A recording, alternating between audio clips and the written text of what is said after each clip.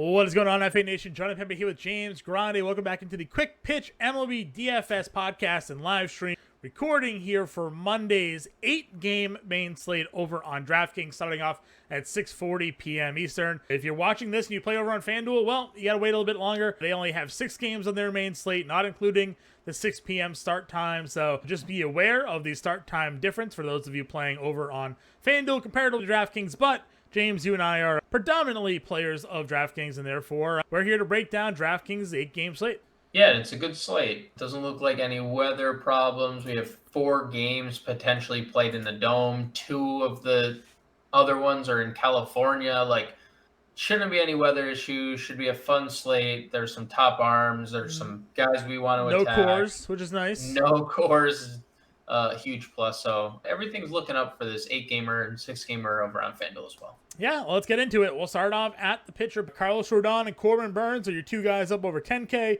Tony Gonsolin checking in at $9,600 as the top 3 guys on the slate. We know how well Gonsolin has pitched. We know Rodon. Burnes coming off a tough start. How are you feeling about the top 3 starters here? I love them all. I don't think there's a single one of the 3 that I can definitively say wouldn't use. I think Rodon's coming off just masterful performances, back-to-back 30-plus DraftKings point games. We know San Diego's offense hasn't been great. Even with the acquisition of Juan Soto, Rodon's been good against San Diego this year. 15 innings, just 3 earned runs, which equates to 1.8 ERA, yeah. 18 strikeouts over that span. Just the walks have really hurt him against it in the 2 starts, so I like him. I think Corbin Burnes, yes, coming off a bad start, I think the Dodgers can do that to you. The Dodgers are quite a good team, but he gets Pittsburgh, right? Like I know he wasn't great against Pittsburgh last time out. I know, but he did win his other 2 starts against Pittsburgh, and if you remove the 5 1/3, 4 earned runs that he had in his last start, I mean, we're talking about 13 1/3 innings, 3 earned runs the other 2 starts against Pittsburgh. So with you, a big strikeout game in that first game as well. Just 5 in the second, and obviously a little tough outing on the road. But back home here, a home road split's been pretty solid across the board. So Burnes probably, do you think he's more or less popular than Rodon? More probably because matchup. Because of the matchup.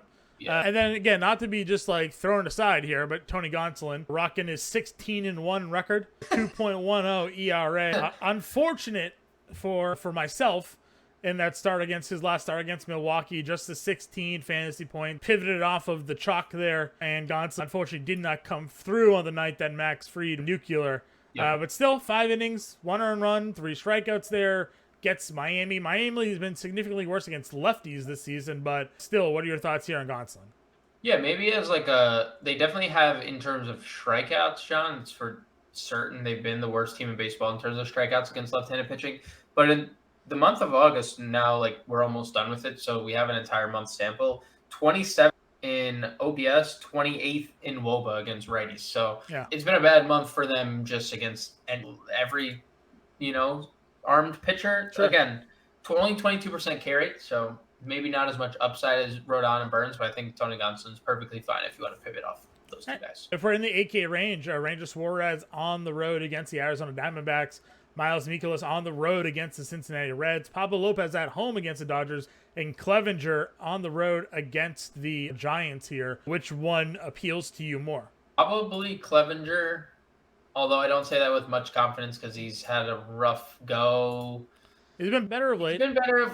I mean, the Washington, Miami, Cleveland are his last 3 matchups. Right. I will say, San Francisco is obviously not a world beater. So Clevenger 8K, Suarez at 88 does not feel good at all. I know Arizona. There was a time where we were playing Arizona against lefties, if you remember, and then they sort of fade back down. They're on the downswing part of their turn right now. 27th in average against left-handed pitching. In terms of WOBA, they're 28th. They have a 23.8% strikeout rate against left-handed pitching. So they do have some guys, obviously, that can do damage against lefties, but overall as a team right now, they're slumping a bit. Yeah, so I guess if you want to, look at Suarez in that regard, it's fine. 8,800, I just don't love that price point. Fantastic road numbers for him this year, by the way. 2.41 ERA over 11 starts.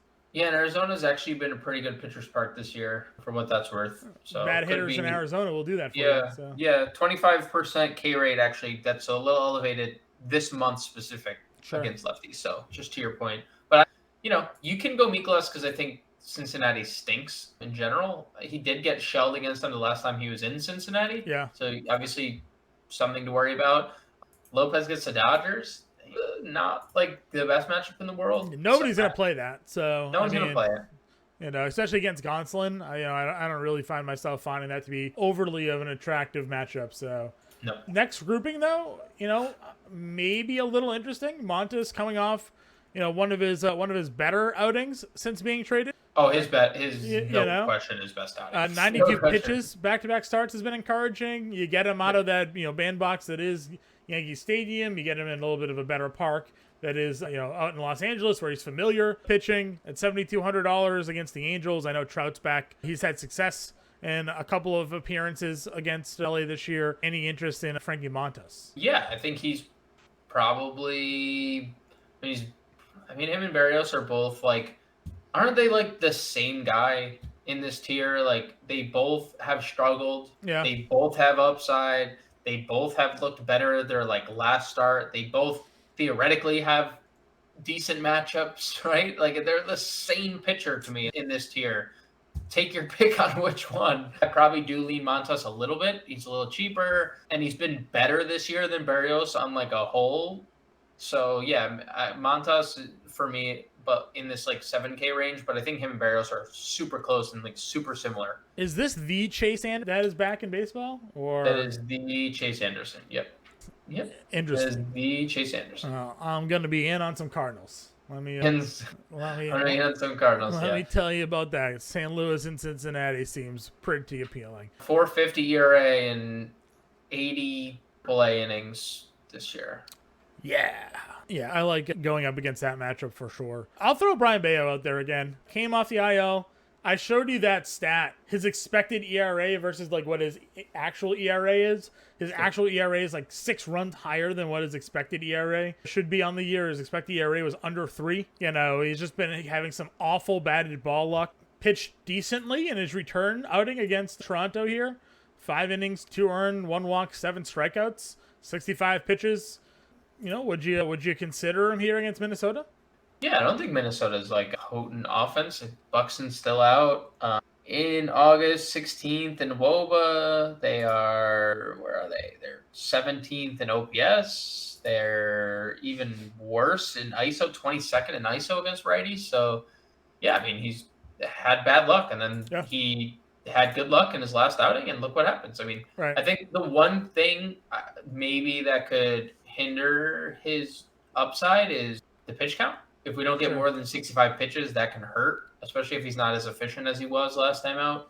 But, yeah, 7 strikeouts. We saw the swing and miss stuff we expected to see out of the gate. He has a 7.36 ERA, an expected ERA of 3.26, a FIP of 3.03, an xFIP of 3.77.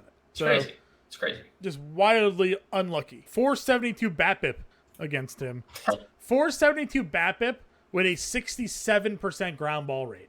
Doesn't even feel real. They're just hitting seeing eye singles off of him, basically. Yep. So anyways, so I think that Bayo at his price is quite appealing there. Catcher spot. Where are you thinking? You thinking we're gonna spend up here? Real Muto gets Bumgarner, Kirk against Assad, potentially. Kelly gets a lefty at 37 in the mid tier. Where else are you liking? I definitely think it's the Real Muto discussion is interesting because you were saying it for months that the Madison Bumgarner train is going to come to a halt. Yeah, he should have been trash a lot longer than it took him to be trash. Right, and just because this man does whatever he does, throws axes at trees and just lifts things kills bears with his bare hands, he's not a great pitcher. How bad these numbers are.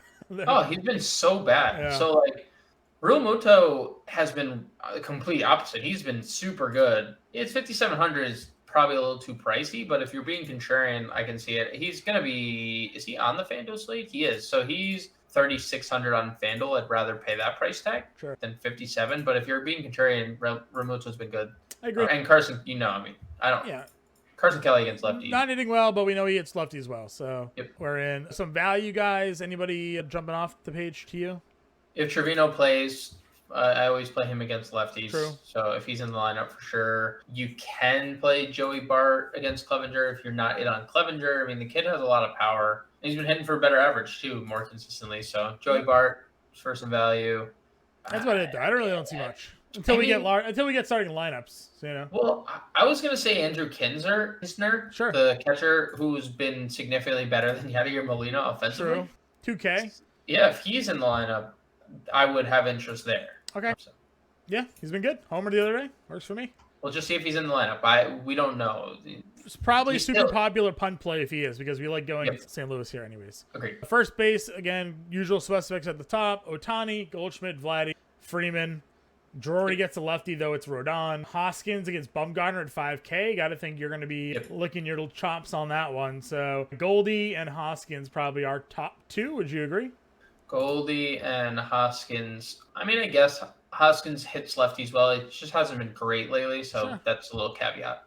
Been better to 3 hits in 3 of the last 4. Maybe starting it around into 431 WOBA against lefties. So you're right. He crushes lefties. So yeah, we like Vlad. I mean, still hitting 415, 1200 for Goldie. I mean, the guy is just. Oh yeah, Goldie's not. I mean, no, I that was Hoskins. Goldie's. Yeah, I was saying at the top, like Goldie just keeps doing the damn thing. So. He's nuts. What's the Christian Walker lefty splits at these days? So they Christian Walker lefties. 277 average, 386 WOBA. So still big boy numbers. Okay. Yep. Could go there at 45 against Ranger if you wanted to touch that one up there. Let's see. We don't know who is starting for Pittsburgh. I know FanDuel or DraftKings has Jared Eichhoff listed. MLB.com doesn't have anyone listed. So I learned not to trust DraftKings on these things. So yeah, FanDuel doesn't have anybody listed.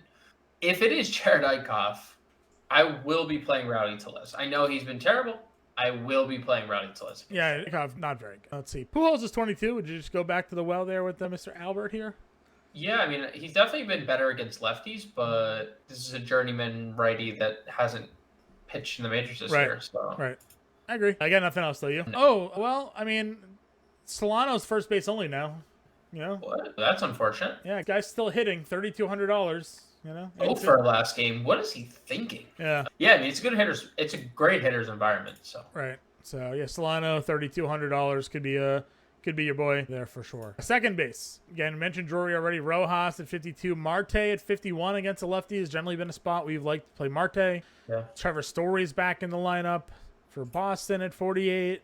Boston's interesting here because like Dylan Bundy has been like weirdly not giving up like a lot of damage, but we know he stinks. There's a lot of fly balls there. Got to be some regression, you thinking, coming for some Dylan Bundy? Yeah. Let's see what we got for Dylan Bundy here. Recent FanGraph outings. His ERA is 4.56. I mean, he's kind of pitching to what he is. He's got an extra 451, 10% home run to fly ball rate. Does give up a lot of fly balls, only 36% ground ball. He's always been that way, too. It's always been heavy fly ball centered starts. Career low strikeout rate, 6.38 K per 9.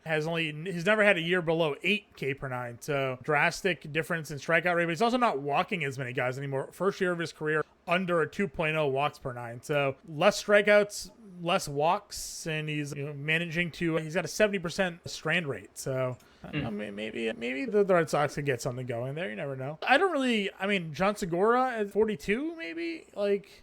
I don't know. I don't really love the top price guys. I kind of look at the mid-tier and maybe some value here. Yeah, I think both Cardinals will be popular here. Okay. And Gorman's been disappointing, but Edman's been a little better at the dish lately. We've seen some big games from him at least. Sure. I agree on Segura. Rengifo has like a weird good season going on, but Glaber against a lefty, I would play even though he's been bad. His position sucks. Fletcher maybe. I was going to say, Fletcher actually had a pretty good game the other day. 3 hits in back-to-back outings against Toronto. Finished it up with the 1-for-5 and a run today. So, I mean, I've been talking about Fletcher since he came back in the lineup. Yep. He's a professional hitter, that guy. So, sure. Colton Wong, if Eichhoff's the starter? Yeah. I mean, back-to-back games at home runs for Colton Wong here at 3,100. Yeah, I mean, we're not going to play him. Like, I think if we're playing him, I don't think he'll hit a home run in 3 games, but I guess you never know, right? Anything is possible. Yeah, Christian Arroyo keeps hitting. Yep, he does keep hitting. 364, 832 last 10, $2,500. Probably if Arroyo's in the lineup, could be a really good punt option. I got nothing else though. No. Grissom isn't on the slate, so I don't know where, we're struggling. I know, we're playing with our thumbs. Yeah, third base. We have Macho Man here, $5,900 against Rodon. Devers at 58 against Bundy. Arenado, we know we're in St. Louis here. Again, Chase Anderson.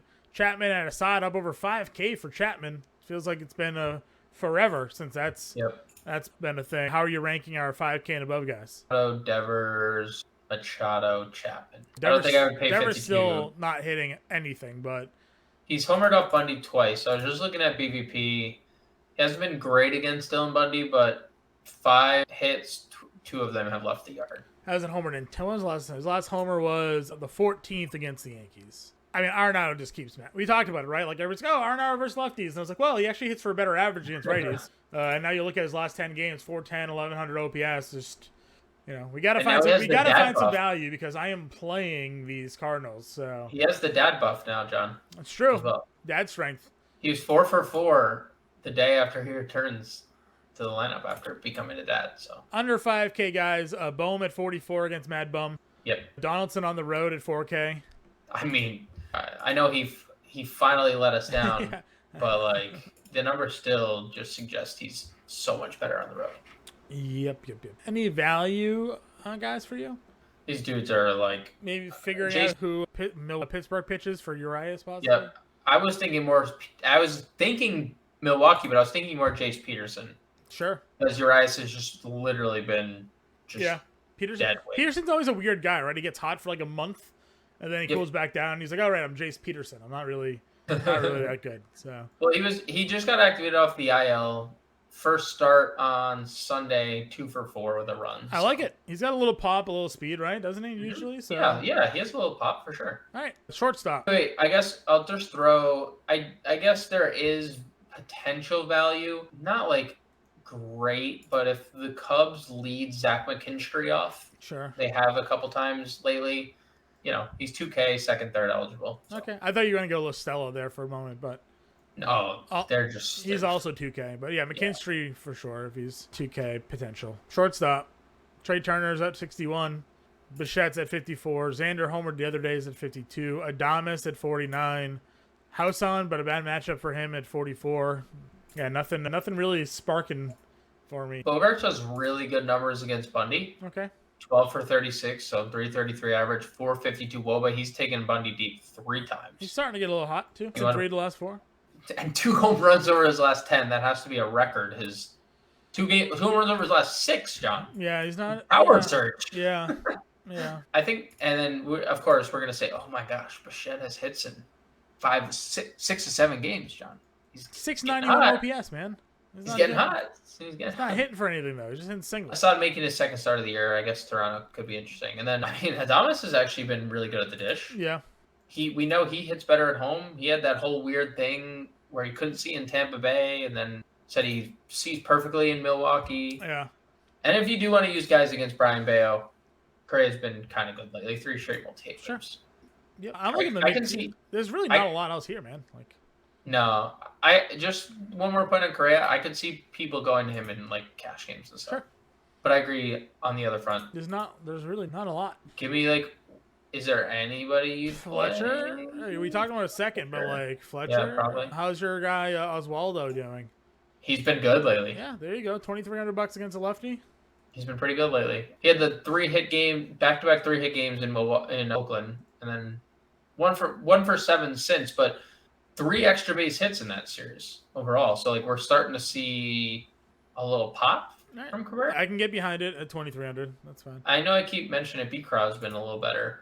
Yeah, you keep mentioning it. I don't want to. I mean, you don't have to. I think Cabrera had that one good year offensively, and that was it for him. I think it was a contract year. Weird. Okay.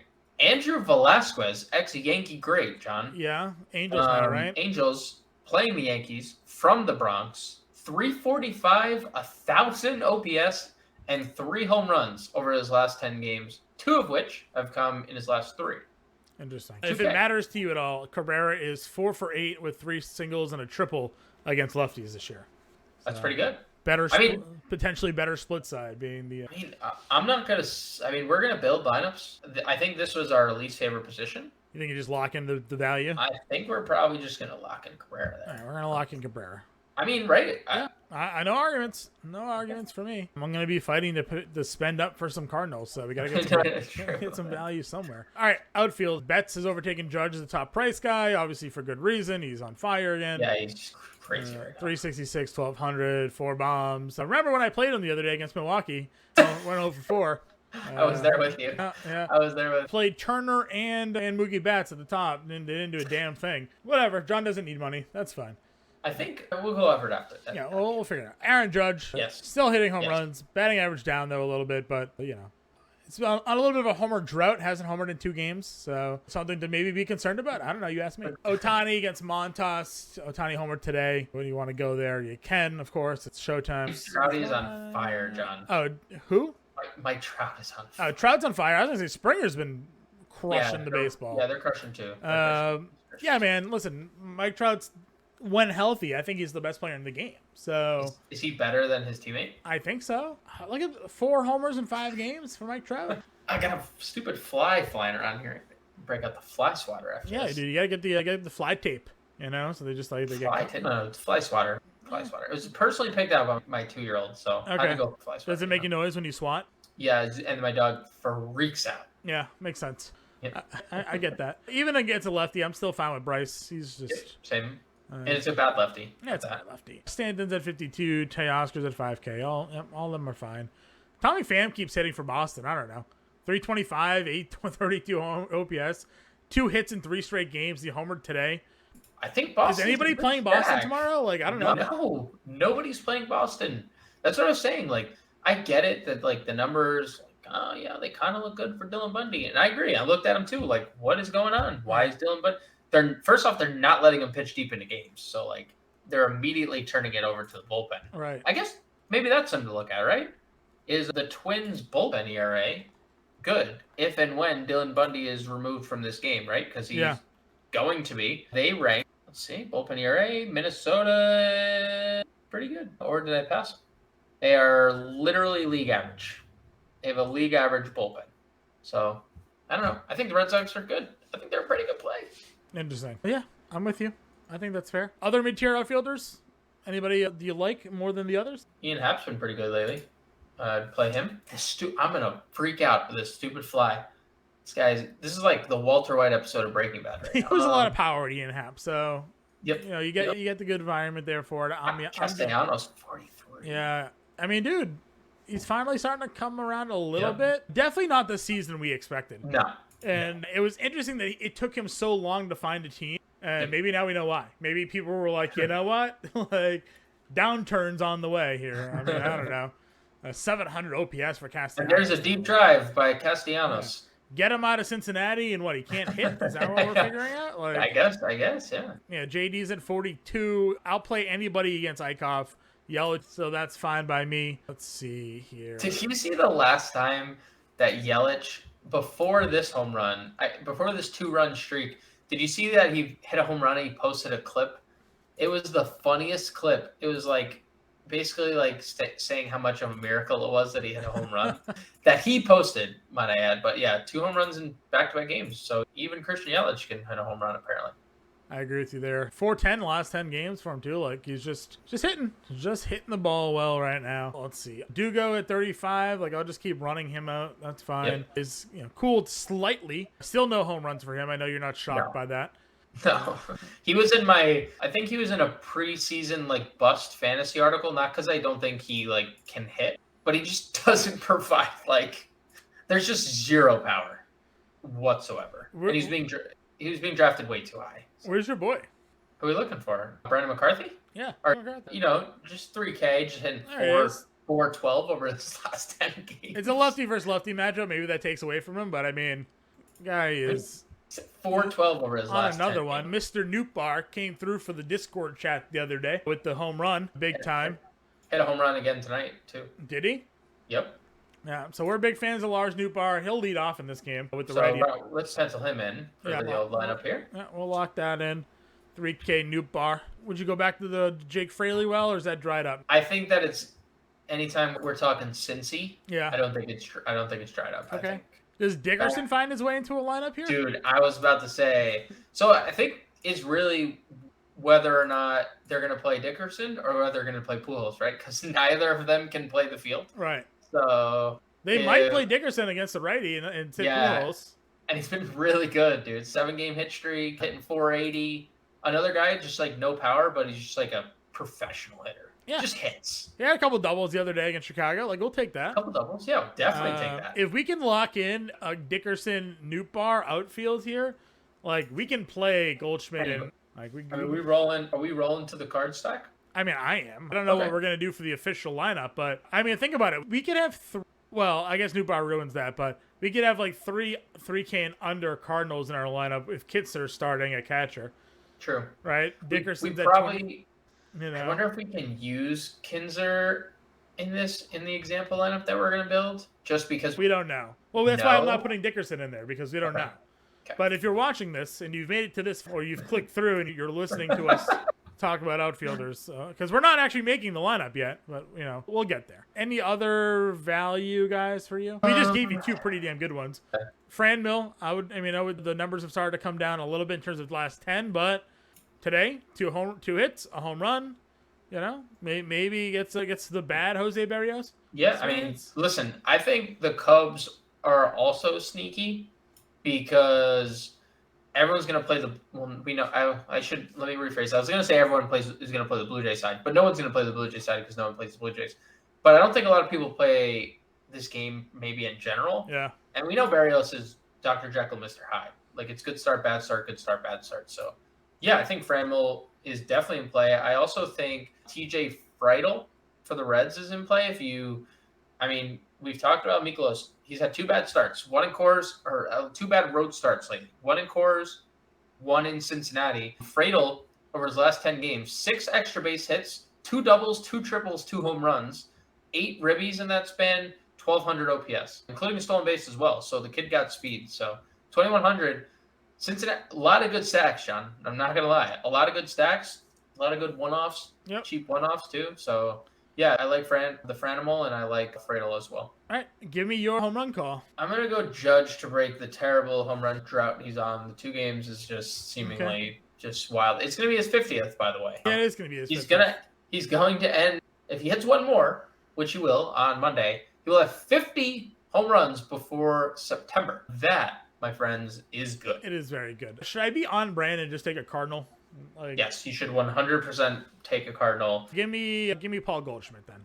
I'm surprised. I'm surprised you didn't go Arenado. Only because I'm not surprised. Never mind. Take Goldschmidt. Let's build our lineup. All right. Pitcher. I wonder if we're going to be split here. Because I think we're definitely going to go Rodon or Burns. I know Rodon has a tougher matchup, but I feel better about him, like in current form, than I do about Corbin Burns. But that's how I figured. I mean, the safer option is going Burns because he has a better matchup. Yeah. Which is why I thought we would differ, because I prefer Rodon. I think you're going to prefer Burns. I mean, look, I think Corbin Burns garners more ownership. I think he is definitely the safer play, and I'm not ever going to say Corbin Burns doesn't have upside, because he has plenty of it. He has plenty of 30 fantasy point games on his ledger. We just haven't seen it as much recently. Right. But back-to-back starts against the Dodgers, and the start prior was the Cardinals. Like, not the easiest road his last 3 starts. So I'm okay going Burns. I lean Burns. It's because of matchup. Ultimately, it's the matchup. But even if you look at like recent numbers, right? Like against lefties, the Padres, 20% strikeout rate. Again, I know this is like an elite pitcher, so it's not like it's impossible for him to go out there and just shut them down. But the Pirates are bad equally. The Pirates have the last 30 days strikeout rates right up there among the top 5 against right-handed pitching. 218 average, 270 WOBA against right-handed pitching. It just feels like you get Burns at home here, coming off some tough matchups, like you said. 2 starts against the Dodgers, 1 against the Cardinals. He probably breathes a sigh of relief here. He's like, Pittsburgh, fine, and gets it done. So I like Burns. You like Rodon. I mean, I'm not saying I don't I like Burns because the matchup. Right. I just think Rodon has flashed more upside lately, but again, we're building a GPP lineup. If we want to go away from the ownership here, we can go Rodon. No, let's just say Burns. I'm perfectly fine with Corbin Burns. All right. I just think I'm just talking through both sides of the coin especially for the listeners too. If they prefer to go Rodon or if they prefer to go Burns, you've heard both sides. Okay. Where are we going for SP2? If I had a vote, I would probably go Clevenger, and that's also maybe a reason why you don't go Rodon, right? Because Clevenger is facing him, and like that's his counterpart, and that's if you play Clevenger, you're hoping for a win, right? I'm fine. I know you like Montas too. If you want to go there, but Yeah, I was thinking Montas, but also again, Ohtani, Trout really have been really good. And the only other guy on the value would be Bayo for really going all the way down. But pitch count, obviously, like you mentioned, is a concern here. So I'm fine running Clevenger. Running Clevenger though leaves us with $4,300 a player. Yeah, that's nice. So we do need to find at least probably another value guy if we're going to look to spend up somewhere. Okay. Value guys that we mentioned, you mentioned Friedel. Do you want to put him in the lineup here? Or do you want let's go think. like Kelly for catcher? I was thinking Kelly for catcher. That's exactly my thoughts. We're lockstep there. That gives us 45. Yep. So if we were to lock in Goldschmidt, Arenado, right? That's just, I assume, what we're going to do.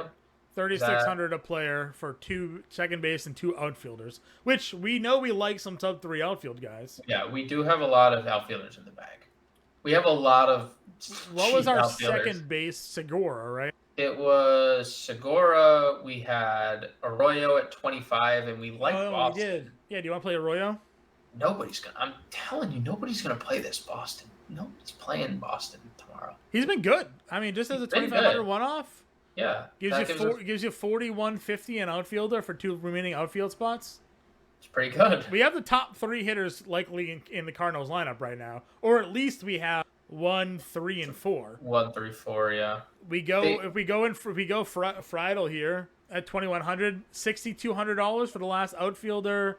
Unfortunately, is just shy of Aaron Judge. It does give us Mike Trout. I was gonna say, we get Trout. And we have 800 left over. We could go up catcher, maybe 45. Nothing really there.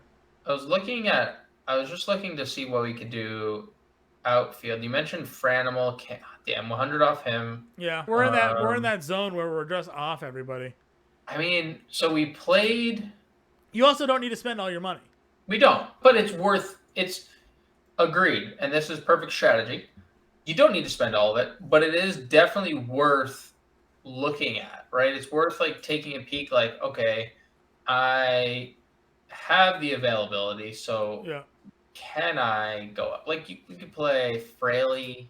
Would you rather play Friedel or Fraley in the outfield? Well, Friedel's been the guy that's been hitting. Friedel's been better, yeah. Fraley will just hit he'll lead off, right? That's obviously like an ideal. Yeah, there's no real connector play here unless like Ref Snyder starts, right? Like there you go, Ref Snyder or Arroyo probably hitting near each other. No, I think I'm happy with what we have here. I think I'm happy with the 800. What? You want to go to Rodon? If like you want to play them against one another. I don't really want to throw up. No, I'm not saying us. I think our lineup is good, but like you have 800 to pivot somewhere. Like if that's where you wanted to pivot, you wanted to pivot to Michaelos, you wanted to pivot to Ranger Suarez over Clevenger. Like that's all available to you too. Yep, I agree.